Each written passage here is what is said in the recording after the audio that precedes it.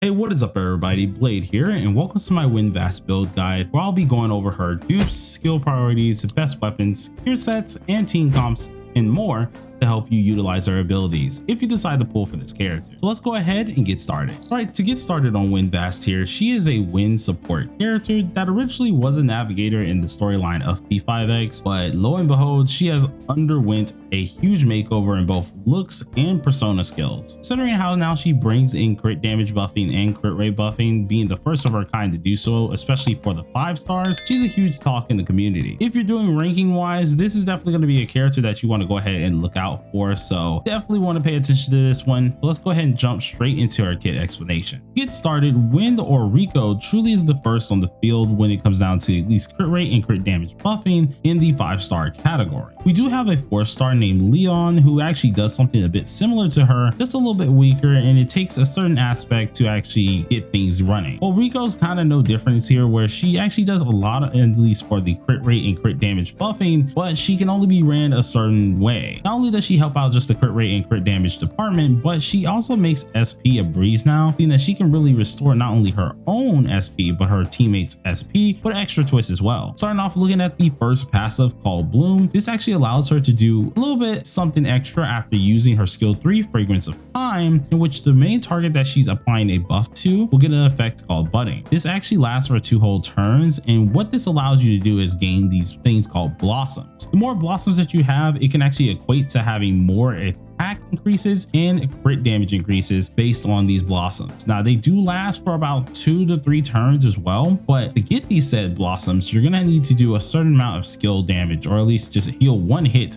of skill damage to actually go ahead and start gaining these, so keep that in mind as well. But for example, for 5 blossoms, you can actually increase your attack by 8% of Wind's crit damage. Now this is only if of course you exceed that 100%, which you're always going to do so. Or if you get 10 blossoms, you'll additionally increase crit damage by 10% of Wind's crit damage that exceeds 100% as well. All of this is based on at least Wind's crit damage all in all, so you will need to make sure that she's properly built on this. Don't really want to slack too much on this character. But her passive 2 is called Abundant, and this one is mainly in the case of in battle, where you're really going to be looking at this. So in battle, it will increase crit damage based on Wind's SP recovery up to 450% SP recovery or 84% crit rate. So pretty much no matter what, the more SP recovery you have, which is going to be a whopping amount of it here, you're going to be helping out your team and or Wind herself quite a lot. So you want to be sure to keep a huge eye on this a lot here as well. This sounds pretty good and all, but this is just what's in her base kit. What really makes a huge change is going to be down in her dupes, but they're not mandatory at the end of the day.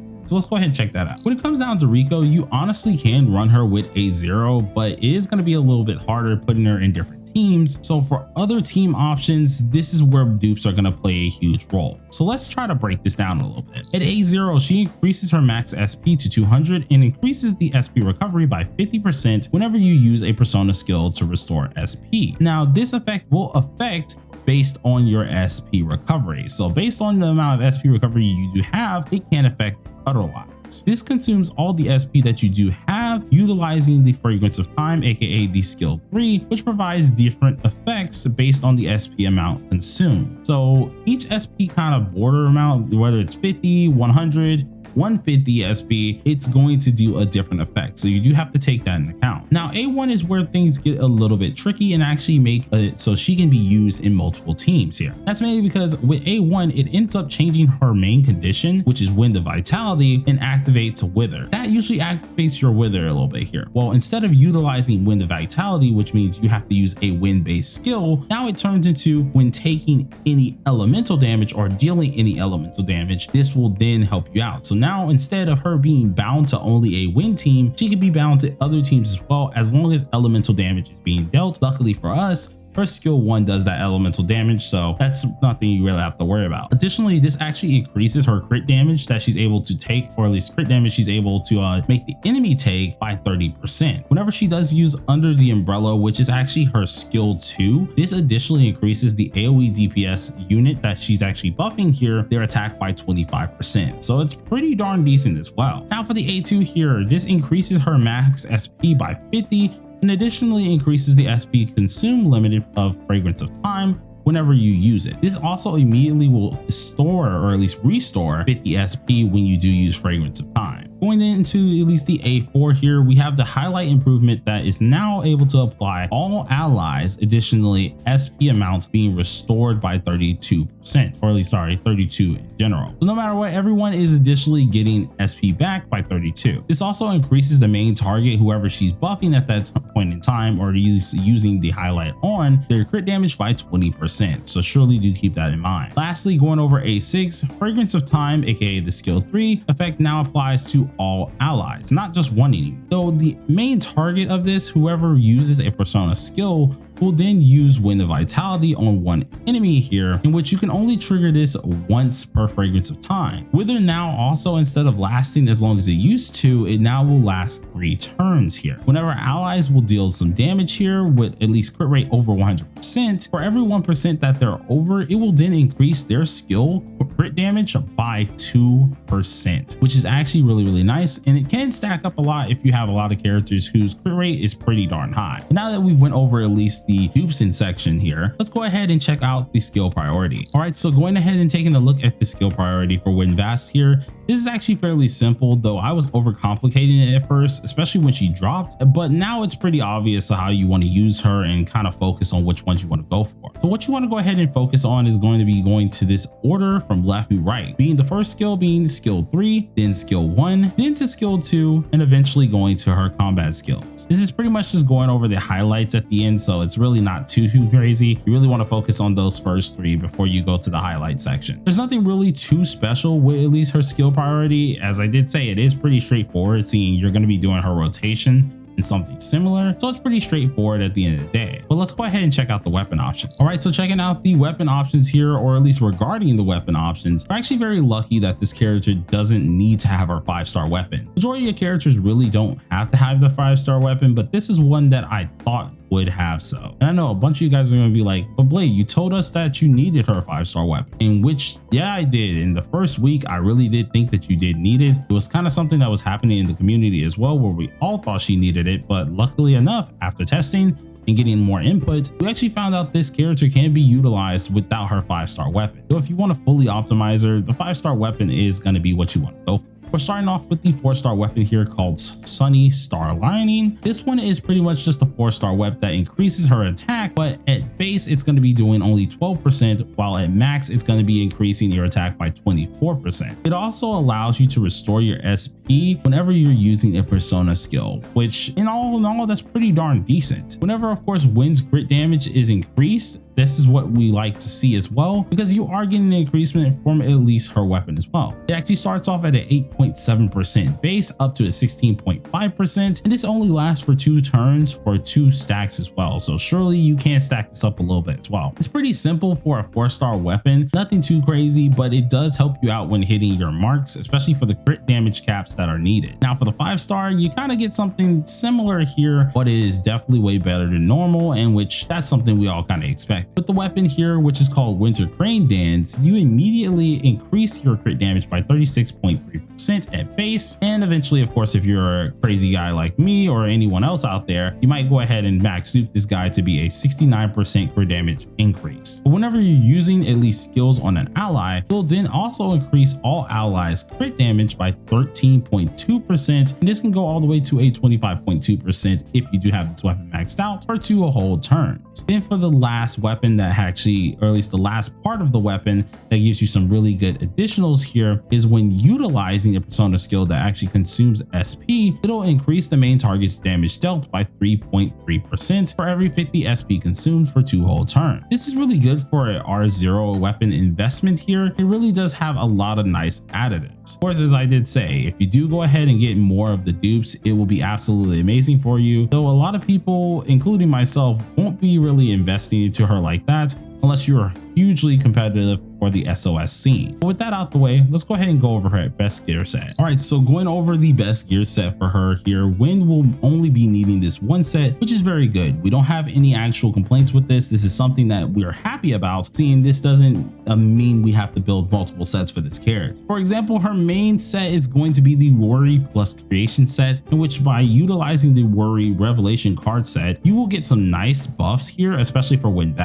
The main example is going to be the 2-piece set, which helps her increase her SP recovery by 80%, which immediately helps out Wind immensely, seeing she does need a lot of SP recovery in this matter. But with the 4-piece set, you not only get what was stated beforehand, but you also get, when entering the battle, you're actually able to immediately recover 25% of her highlight, or anyone's highlight really, charge.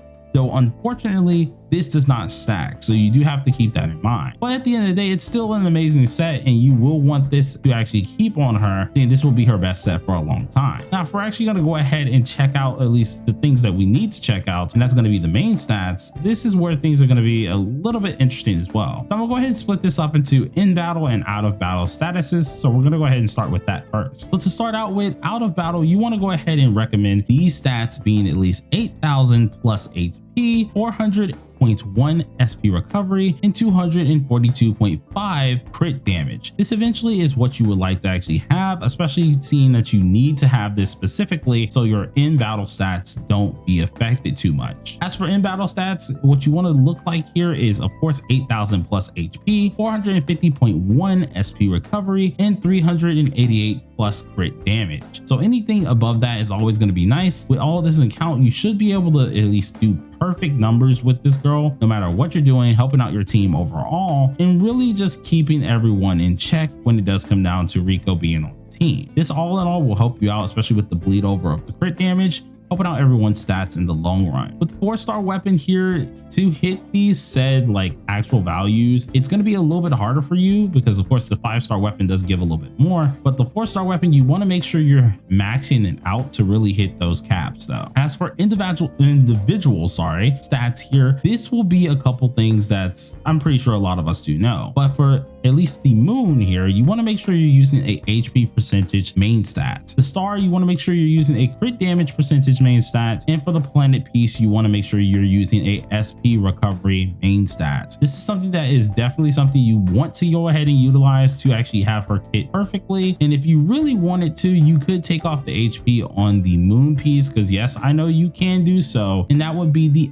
attack percent moon piece that you want to go for instead. Though if you are trying to live longer, especially with Riko, and this team has absolutely no team heals whatsoever, you probably might want to use her with HP stats instead, and just make sure you're going for that a lot more than attack stats when it does come down to the main stat. As for or at least our actual sub stats here, this is where things get a little bit changed, and you want to follow in this order. SP recovery percentage is going to be huge, then crit damage percent, attack percentage, and or HP percent. I feel like this is what a lot of us are going to really go for, especially when it comes down to Riko. See, not only is it helping out her whole kit in general, but it's helping out her sustainability in the long run. So as did say, I would advise you guys to go for an HP main stat as always when it does come down to at least the moon piece, and then just make up the attack percentage in the substats if you possibly can. But now that we went over at least the best gear set, let's go into the best team comps. All right, so finally going over the last part of the video here, which I do apologize that it took me so long to release it. We're gonna be checking out Wind's best team comps. Now this character, if I'm being honest, only has 2 team comps mainly, and that's because at no dupes she can't really be ran with other characters unless they are Wind characters. So it does limit her potential immensely, but don't worry, the 2 teams that I'm going to be going over here, they're actually really good teams. So starting out with the main meta team here, this will be Windmont, Howler, and Futaba. This way you're actually getting Wind supporting everyone, and then of course Windmont being your main DPS, while also having your debuffers doing their part, and having at least Futaba helping you out with crit rate, crit damage section, really striking some major damage in the long run. This is a really good team to utilize even at all A0, so I would very much so advise you guys to get it if you can. As for the free-to-play team here, is what, well, at least I like to call it the free-to-play team here. This one has, of course, Lorette, Bino, and Phoebe. Now, each one of these units can be swapped out with units I did mention beforehand, so don't let it get you down if, like, let's say you don't have Bino,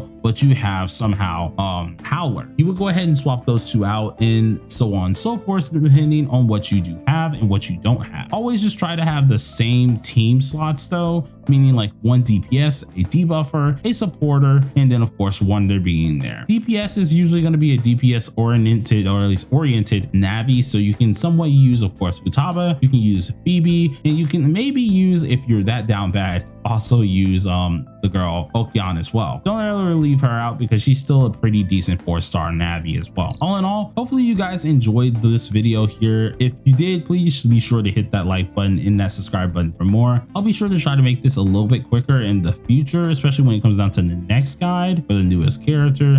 So surely do please, I apologize for that. I'll talk to you guys next time and peace out.